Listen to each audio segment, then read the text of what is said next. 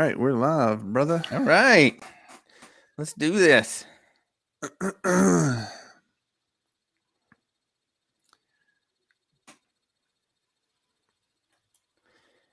How are we going to reward our early comers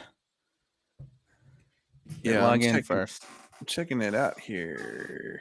There it is. It is there on Facebook.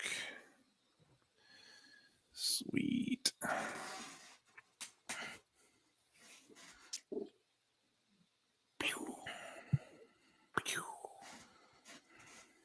How do I do that cool thing?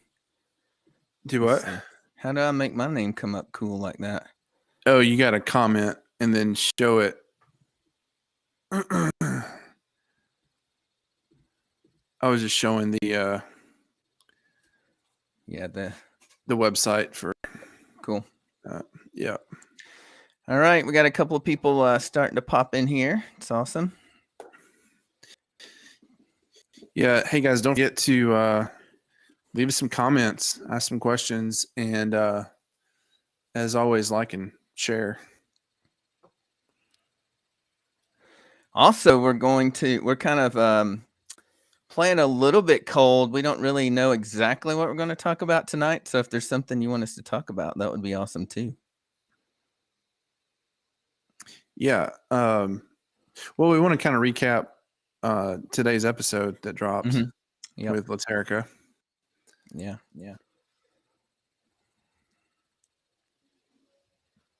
I'd be curious to know what some of our listeners thought about it. Mm-hmm.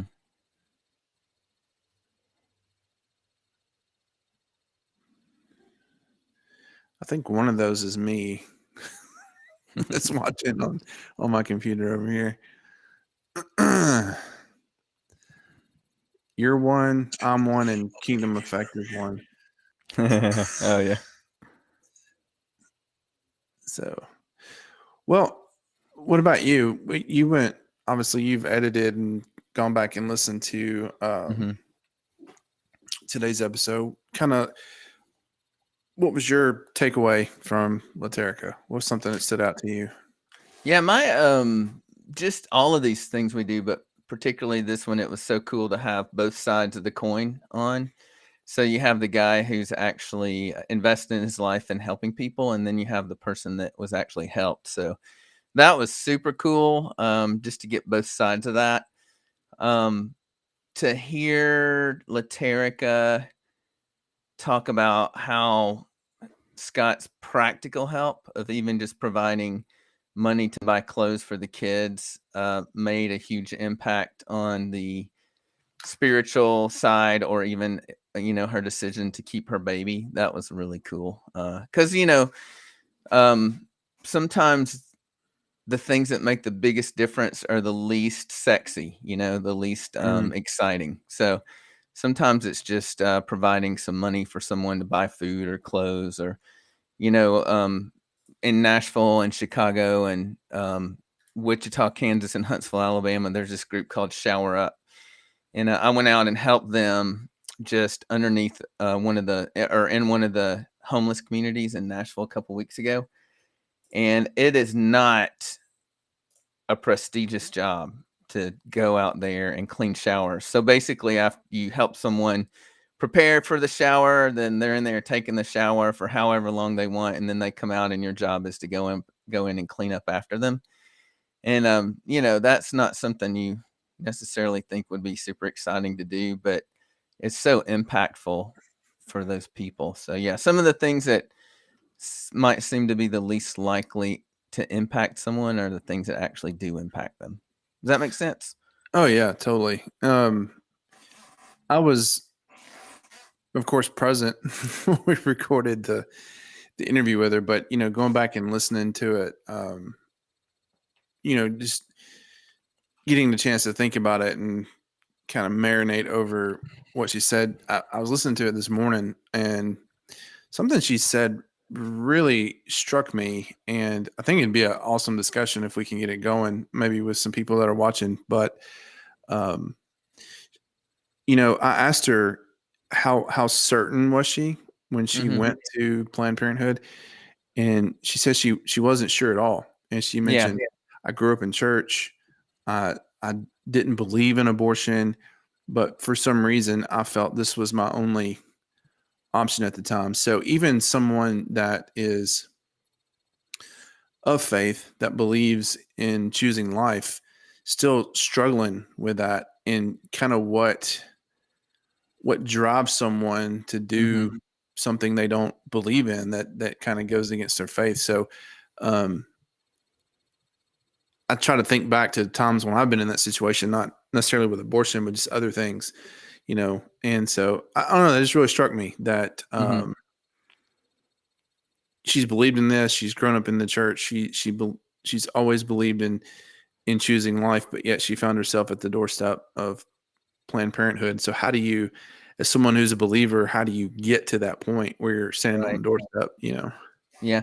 Yeah, that's something we really didn't talk about in either of the 2 episodes, but, one thing that Scott has said is, the mass majority, huge majority of girls that change their mind as a result of having conversations with him have a faith background. And that's one thing, like, just in general culture, maybe we can talk about this a little bit later, but this year for me, like, 2021 for me has been this huge, sorting out of what like, how faith has made such a difference in my life. Like, even as, you think about, yes, I'm an American. Oh, no, my baby's coming in here.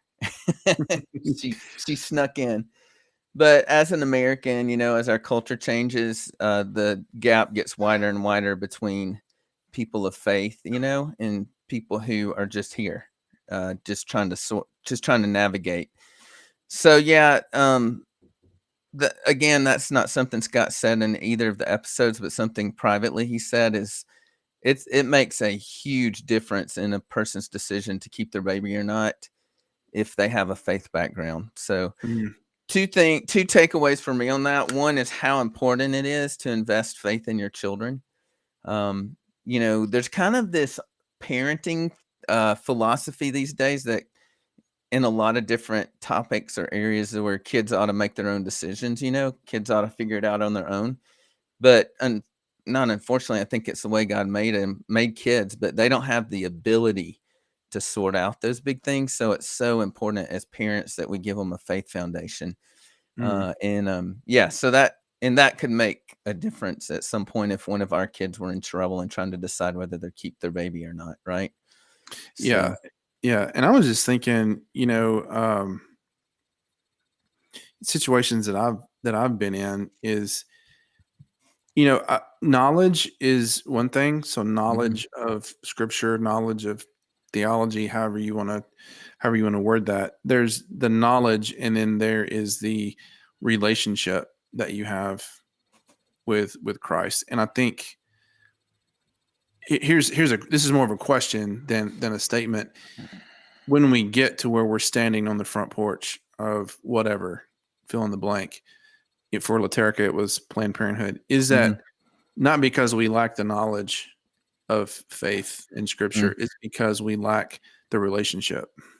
mhm. Does that make sense? Is that Yeah, did I- totally. Mhm. yeah? So I'm asking that question. What's your thoughts on that? Yeah, totally. Mm. Those are 2 very different things, is the knowledge and the belief or the faith or the relationship for sure. Mhm. But what's cool is if you have the knowledge and like Laterica kept saying over and over that she in her mind, in her intellect, she knew it was wrong. But so what if you know it's wrong and you also, um, if you know it's wrong, we'll just say it like that. The difference then becomes, do I believe God is going to see me through if I make the right decision, or do I just think he's out there somewhere uninterested in my situation? And in that case, I have to figure out how to save myself, right? Yeah. Or fix myself. So Laterica had to come to a point to believe that not only was this wrong, but God knew that if she'd made the right decision, he would see her through. And I think that's the power of what Scott does in front of the Planned Parenthood is he's there to help coach people through that belief, right? And the other really important piece of what he does, which we heard in today's episode, was um, helping them understand that they're not alone. Yeah. That's a huge piece of what he does as well. Yeah. How cool is that? They go to the store to buy clothes, and just some random dude walks in, and not only does he pay for her clothes, but he he actually says, "You're not alone," which is what Right. she was What she was asking. like. Even the words that came out of his mouth, not just his action and his deeds, but the actual words were exactly what she needed to hear at that point in time. So that's it's really, I call that a God thing, a God Oh, for moment. sure. Yeah. Yeah. So that's really cool.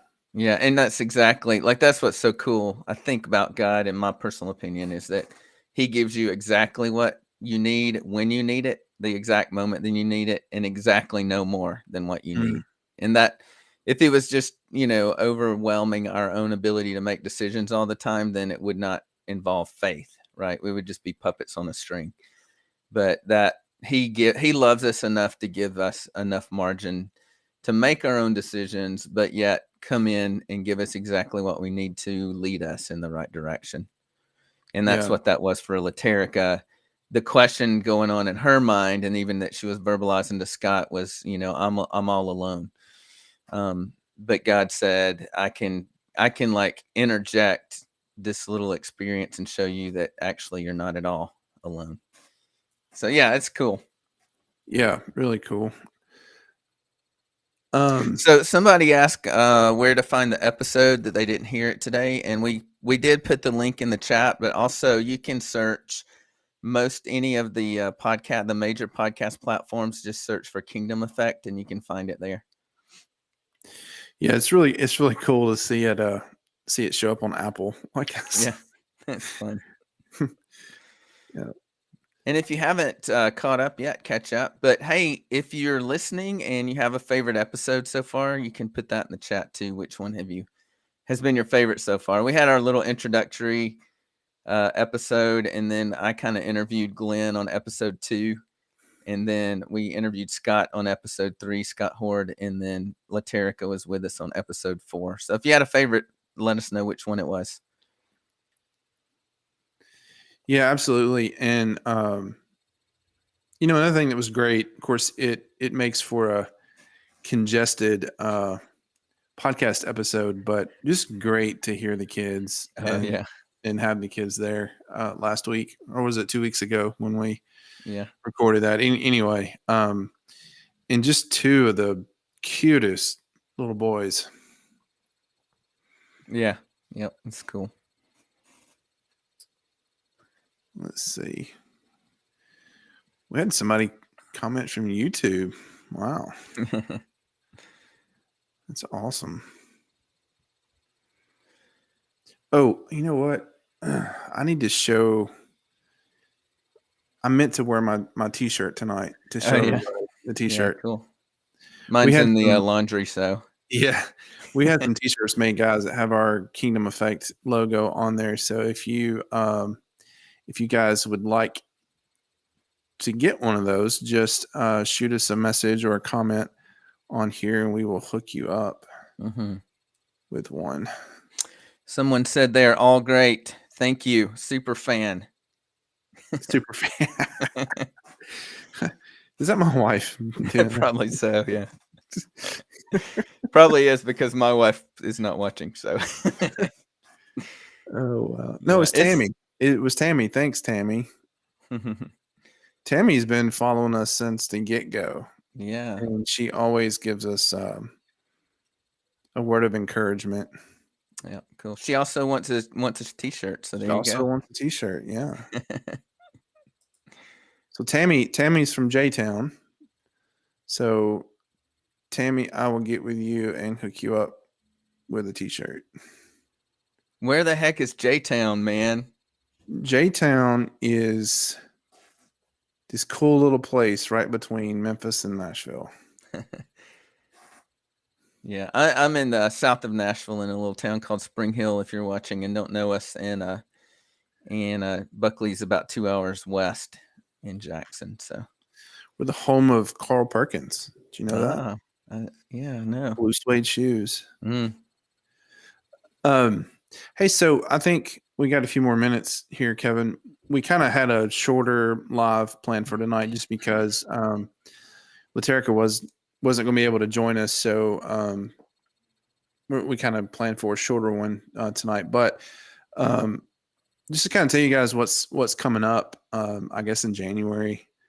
We told you guys we're going to do a series on pornography and pornography addiction and how that fuels the human trafficking um, pandemic epidemic that's in our culture. And we're doing that because January is Human Trafficking Awareness Month, nationwide. And so we just want to kind of highlight that because you guys heard my episode. You may even hear from a couple of survivors in the future, and maybe even some other human trafficking advocates or anti-human trafficking advocates later on. But this is a topic. The subject of pornography and how it fuels that industry is just that's not one that's talked about a whole lot. Mm-hmm. And so we really hope to educate you guys, and also be there for anyone that's out there that's listening that's struggling with that addiction. Yeah. Mm-hmm. We'd I love to be met a able to. guy. I met a guy just today that actually Scott Horde introduced me to that spent several years. He was a professional athlete and then a strength coach after that for professional athletes. And then he just started spending time with 20-something-year-olds. And, that was kind of their topic of ministry and conversation. But yeah, it's kind of like we were talking about the fact that pornography is a multi-edged sword, but particularly a two-edged sword. And it's shameful for especially Christians to talk about, but it's become so under the radar. Like you can pretty much be alone and, have full access to anything you want and behind closed doors and no one will ever know. So I think two reasons it doesn't get talked about. One is that the privacy of it, and two is the shame of it. And that I think is why it really does fuel every other, dysfunctional kind of sex thing. And I've also been just totally blown away with talking with Tammy from Scarlet Hope, who works with dancers in the adult entertainment industry. We talk a lot about how it's so easy for those girls to make some money when the fact that their need also drives them into that thing. It's tragic. I mean, it's like if the enemy of God, Satan, wanted to devise this perfect scheme to keep it under the radar, but super effective to tear away our souls. That's what pornography is, I think. And especially with the internet. Yeah, absolutely. There's an organization. Let me find their website real quick. It's called. They're called Fight the New Drug, and I can't remember. I think their website is just like ftnd.org or something. But I'm going to make sure and put it in the link so you guys can go ahead and. Oh no, they actually. Okay. This is an organization that I ran across years ago. They're a nonprofit, and that's their mission in life is to end pornography consumption. And so they have a lot of good information out there on their website. It talks about it's a balance of science and psychology. They're not a faith-based organization, but there is a lot of science behind the addiction side of it, and so lots of good tools and tips and information on their website that's really cool. You guys can check out.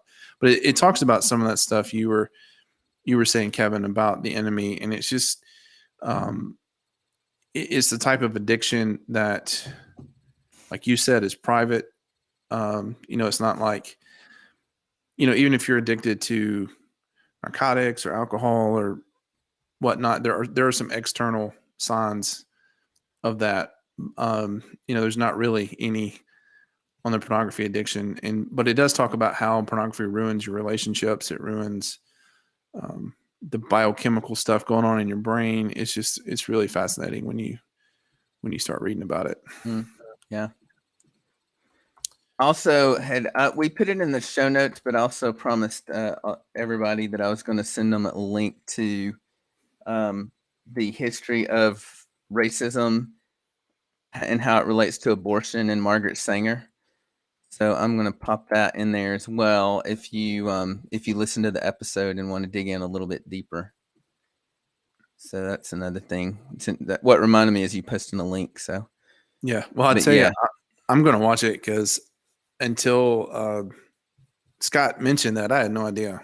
yeah, So I want to watch it and learn more about that because that blew my mind. yeah, it is. It's crazy. It's something that we don't realize is so connected, for sure.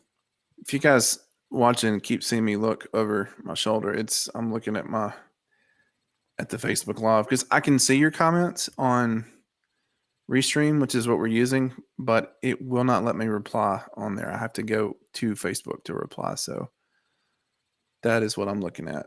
If you guys see me, and if my misspell something or my typing is not good, that's because I'm doing it one-handed and cross-eyed, looking over at the computer screen. All right, right. so yeah, that's what we got coming up in January, and then we're also going to have a gentleman by the name of Mike Roby on here. He runs a ministry here in J-Town called Area Relief Ministries. It's a ministry for the homeless that meets all kind of needs for the homeless population here in J-Town and the surrounding areas. We've got another good friend of mine coming on in January. He is a trauma therapist, works with children who have experienced a lot of trauma, and he really helped me out during some of my time working on the child abuse cases. So we've got some really interesting guests coming up. And Kevin, you've got one or two lined up as well, don't you? Yeah, we do. I talk a lot about Tammy.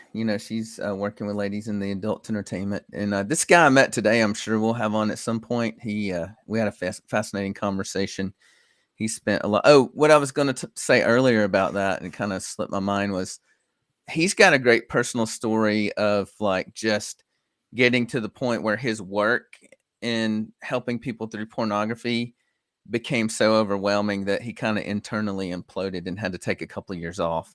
So I Mm-hmm. think we'll have a really great conversation about, if you do say yes, if God asks you to do something, it doesn't have to be in any of these really extreme things we're talking about, but one of the enemy's tools is burnout for us. So Oh, how do you care for yourself in the midst of caring for others? So I think that'll be a good conversation.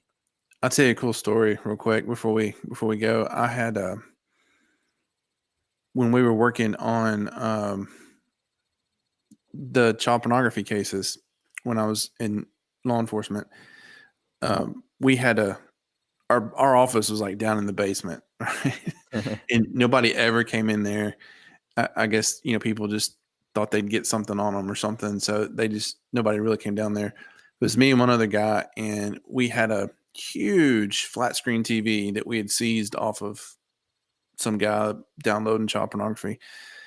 And then I had my PlayStation, and so we had a rule, at least an hour, if not two, before we got off for the day. We stopped looking at the pornography. We stopped investigating the case, and we did something for an hour or two to kind of decompress before we Mhm. went home. So that could have been going to the gym, it could have been going fishing, it could have been whatever. More often than not, it ended up us playing Call of Duty for Yeah. the last hour of the day. But that was one of the things we did to help get that out of our minds before we left the office and came home. So Yeah. there's all kind of cool little tricks you can do, and that we did that because we were investigating child porn cases, but that could be, you can use um, that same tool Mhm. technique for whatever, fill in the blank. Scott can use Mhm. it at Yeah. Planned Parenthood and so forth and so on. So Hmm. When my buddy Thomas is on here, he'll talk a lot about stuff like that. Yeah, good. Yeah, that's part of what we want to do is, hope to develop a kind of a following of nonprofit leaders who are in the trenches every day and just need to kind of come up for air. We would love to be that bubble of air that people can come up for, and just know that they're not alone, that there are other people out there giving their lives away for the sake of others, and B, that we can also become a little bit of a resource to help people navigate that kind of stuff. So yeah, if you are a nonprofit leader, contact us. If you do work, I think I saw someone put a comment earlier about coming on. You did, Jennifer Yeah, Corbin. yeah, Do a podcast on the work we are doing at the Orchard House in Milan. yeah. So anybody like that, if you know someone who's doing a really amazing work that's faith-based, or if you're doing it, yeah, we would love to talk to you more. It'd be great. Yeah, absolutely. So yeah, please nominate Yeah. people that we can go talk to. We are actually Kevin and I are going to tonight record next week's episode, and we don't have a guest for next week just because we're rounding out the end of the year. So Kevin and I are just we've got a topic that he and I are gonna just talk about, and but it'll be interesting. I promise. It always is with Kevin, and just guys, make sure if you're a listener of the podcast, please download it, like it, share it, all of those things. And then, these Facebook lives, like them, share them, because our goal again is not to, become professional podcasters, but we just want to be able to reach as many people as we can. And unfortunately, that's how Facebook and everything works, is the more people that like it, the more people that see it. So help us out with that. We'd Yep. greatly appreciate it. Yep. Awesome. And then Amos Sword. Let me tell you who Amos is. This is so cool. I was in the Army, Fort Drum, New York, back in, oh gosh, what was it? 2001, 2002, like right after 9/11. And Amos was my neighbor, and he Oh, was wow. in the same unit I was in. So Wow. we haven't seen each other since 03. Wow. But That's awesome. we just recently reconnected on Facebook. So That's cool.